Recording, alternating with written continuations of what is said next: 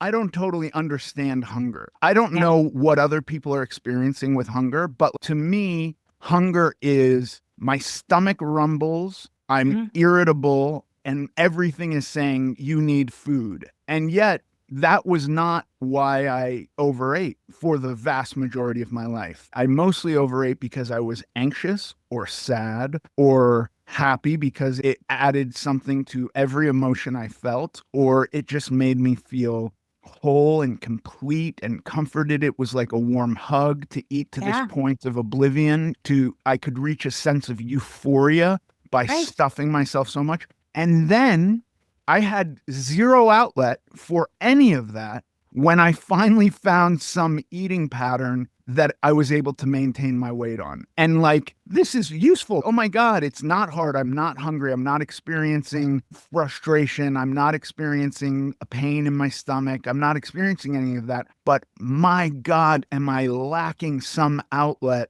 Yeah. for sadness, for anxiety? And so I do also wonder, like, how are people on GLP-1s who are afflicted with what I am afflicted with dealing Mhm. with that?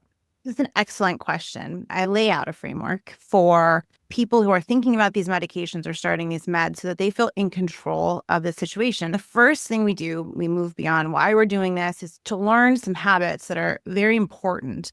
And tracking your hunger is really important at the beginning. And I actually have people start to do this the week before they go on these medications because the medications themselves might take this away.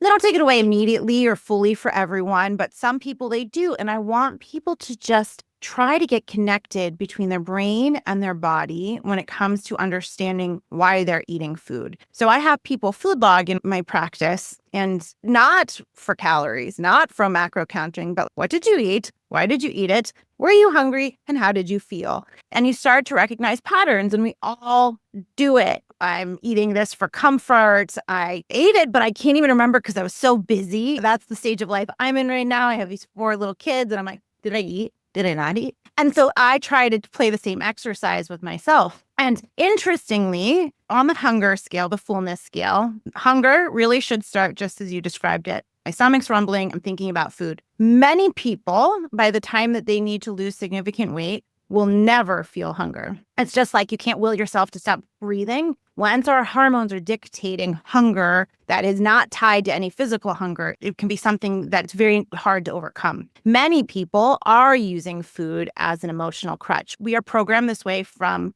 childhood. And as we become independent, sneaking food, having hyperpalatable food, this can be something that it becomes ingrained, and we can use it as something that's soothing.